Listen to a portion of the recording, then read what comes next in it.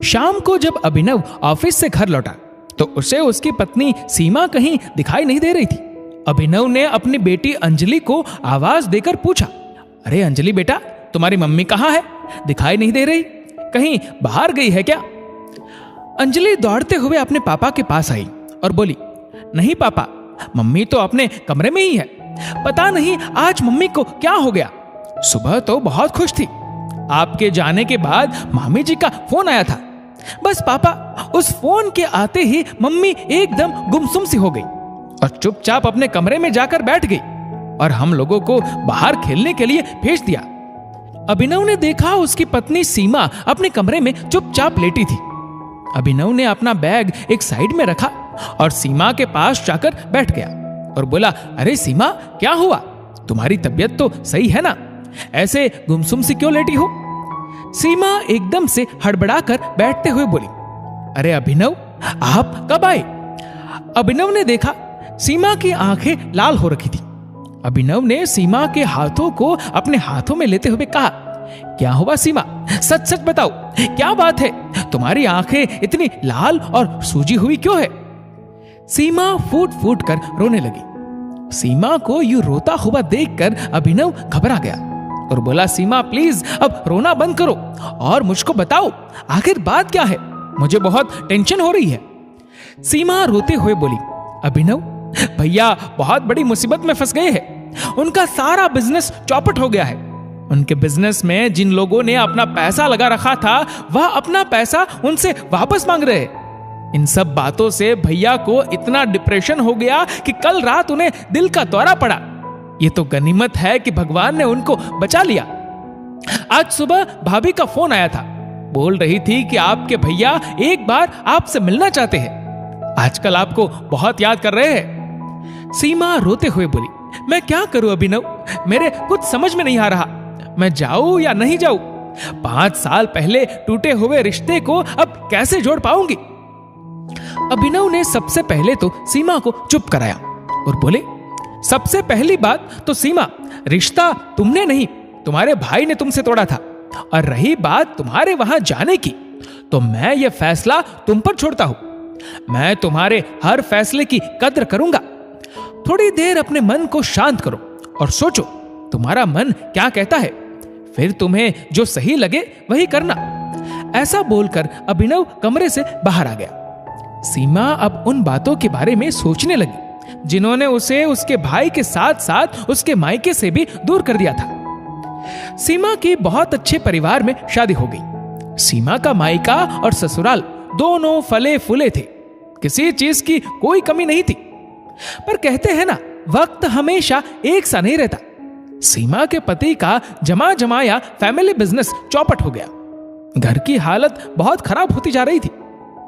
अभिनव जी नए सिरे से कोशिश में लगे हुए थे, पर अभी तक कोई काम सफल नहीं हो पा रहा था। इन सब बातों का पता जब सीमा के पिताजी को चला तो एक दिन उन्होंने सीमा को अपने पास अपने घर बुलाया और बोले, सीमा बेटा, तुम इतनी बड़ी परेशानी से गुजर रही हो और हमको इस बारे में कुछ बताया भी नहीं।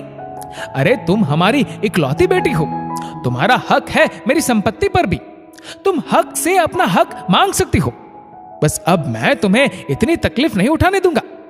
मैं अभी तुम्हें ये खाली चेक देता हूं, तुम जितना चाहो उतना पैसा ले सकती हो। अभिनव जी को बोलो इन पैसों से वह नया बिजनेस शुरू करे। बस मेरी बच्ची, अब मैं तुझे और तकलीफ नहीं उठाने दूंगा। सीमा के पिताजी ने जैसे ही सीमा को यह बात बोली, तभी वहां दरवाजे के पीछे खड़े उनके भाई और भाभी सामने आ गए और बोले, वाह पिताजी वाह, अभी कुछ दिन पहले जब हमने आपसे पैसे मांगे थे तब आपने ये कहकर हमें मना कर दिया था कि मेरे पास तुम लोगों के फालतू खर्चों के लिए पैसे नहीं है, और बेटी के आते ही खाली चेक पकड़ा दिया। सीमा की भाभी ने सीमा को देखते हुए कहा, वाह सीमा, क्या तरकीब निकाली है तुमने पिताजी से पैसे लेने की। अरे पहले तो शादी में लाखों का खर्चा करवा दिया, फिर अब वापस पैसे लेने का कोई बहाना बनाकर पैसे लेने आ गई। सारी जिंदगी इन पैसों को तुम्हारे ऊपर ही लगाते रहेंगे तो हमारे पास क्या बचेगा। सीमा चुपचाप सब सुन रही थी। उसको कुछ समझ में नहीं आ रहा था कि ये क्या हो गया। सीमा के पिताजी जोर से बोले, बस करो तुम दोनों, मैं साफ साफ बोल रहा हूं, तुम दोनों के फालतू के बिजनेस आइडियाज के लिए मेरे पास एक फूटी कौड़ी भी नहीं है। तभी सीमा का भाई पिताजी को आंखें दिखाते हुए बोला, अगर आपने हमें पैसे नहीं दिए और सीमा को दिए तो समझ लेना आपके सिर्फ एक बेटी है, बेटा नहीं है। अगर अब संपत्ति पर किसी का हक है तो वो सिर्फ मेरा है। सीमा का इस संपत्ति पर कोई हक नहीं है। उसकी पढ़ाई में पैसा लगा दिया, उसकी शादी में लाखों रुपए खर्च कर दिए। और वह सीमा को देखते हुए बोला, अरे अब तो पीछा छोड़ दे, पिताजी की संपत्ति में से सारे पैसे खुद के ऊपर ही खर्च करवाएगी क्या? कुछ पैसे तो अपने भाई के लिए भी छोड़ दे। सीमा की भाभी सीमा को गुस्से से देखते हुए बोली, सीमा, अगर तुमने संपत्ति में से हिस्सा लिया तो समझ लेना तुम्हारा मायका खत्म, तुम्हारे कोई भैया भाभी नहीं है।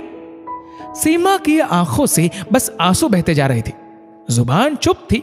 सीमा सोच रही थी, वह तो बस पिताजी से सिर्फ और सिर्फ मिलने आई थी। उसको अभिनव जी पर पूरा विश्वास था और अभिनव जी खुद एक खुददार इंसान थे। वह अपने ससुराल से तो बिल्कुल भी मदद नहीं लेते। वो सब कुछ अपने दम पर करना चाहते थे और उनके इस फैसले में सीमा भी उनके साथ थी। पर यहां तो सब कुछ उल्टा हो गया था। तभी ऐन वक्त पर अभिनव जी वहां आ गए।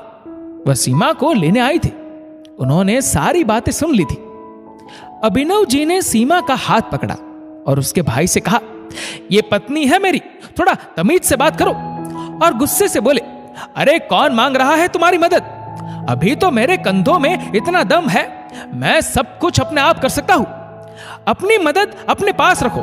और ऐसा बोलकर सीमा का हाथ खींचते हुए बाहर की तरफ ले गए और बोले, दोबारा इस घर की दहलीज पर पैर मत रखना सीमा, क्योंकि ये सिर्फ पैसों पर टिकी है। प्यार की बुनियाद इसकी बहुत कमजोर है और आज वह टूट चुकी है। सीमा रोए जा रही थी। उधर सीमा के पिताजी ये सब देखकर बहुत दुखी थे। भाई और भाभी दोनों पिताजी के सामने खड़े हो गए और सीमा को रोकने के लिए मना करने लगे और बोले, जाने दो, वैसे भी अब वह पराई है, उसको अपना घर संभालने दो और आप अपना घर संभालिए। अपने बेटे के बारे में सोचिए। अभिनव सीमा को लेकर अपने घर आ चुका था। सीमा के ऊपर गुस्सा होते हुए बोला, तुम्हें किसने कहा था अपने पिताजी से मदद मांगने के लिए? सीमा रोते हुए बोली, अभिनव प्लीज मुझे समझो, मुझे नहीं पता था इस बारे में कि पिताजी मुझे क्यों बुला रहे हैं। मैं तो मिलने गई थी, सिर्फ मिलने। अभिनव का गुस्सा जब शांत हुआ तो अभिनव सीमा से बोला, सीमा, मैंने तुम्हारे ऊपर गुस्सा किया, उसके लिए मुझे माफ कर दो। बस तुमसे एक बात कहना चाहूंगा, अगर तुम्हारे अंदर स्वाभिमान है अपना और अपने पति का, तो प्लीज उस घर में अब कभी मत जाना।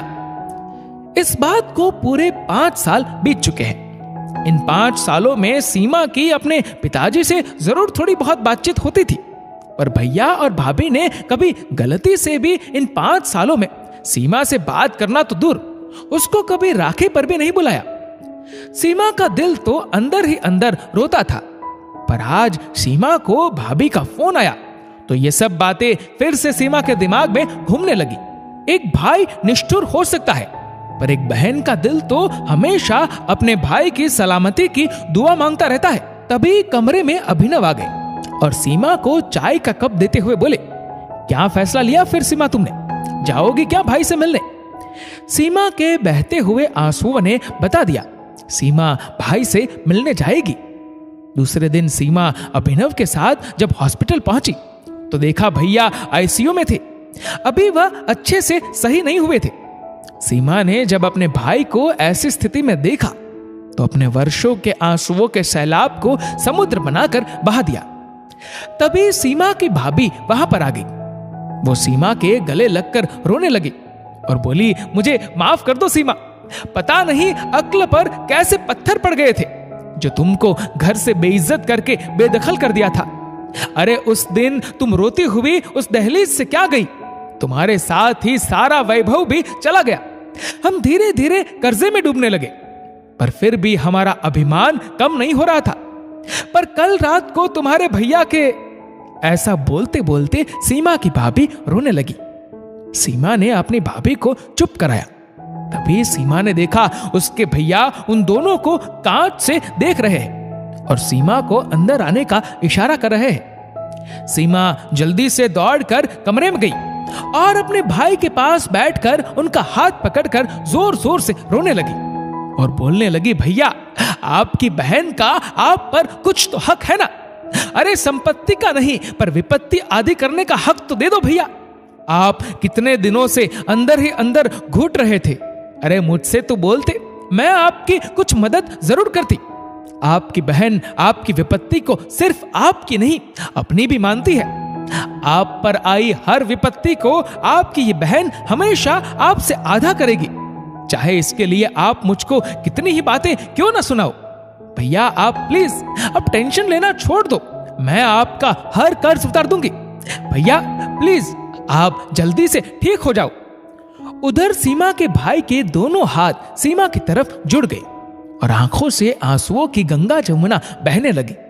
सीमा की भाभी बोली, सीमा तुम्हारे भैया और मैं तुमसे दोनों हाथ जोड़कर तुम्हारे साथ किए हुए अपने बुरे बर्ताव की माफी मांगते हैं। सीमा ने अपने भैया के हाथ पकड़ लिए और बोली, ना भैया ना, भाई अपनी बहन के ऐसे हाथ नहीं जोड़ते, बल्कि राखी बंधवाने के लिए हाथ की कलाई को आगे करते हैं। ऐसा बोलकर सीमा अपने साथ लाई हुई पिछले 5 साल की जमा की हुई 5 राखियों को अपने भाई की कलाई पर बांधने लगी। राखियां बांधकर सीमा बोली, देखना भैया ये राखी आपकी रक्षा करेगी, ये रक्षा सूत्र है, एक बहन की दुआ है ये राखी।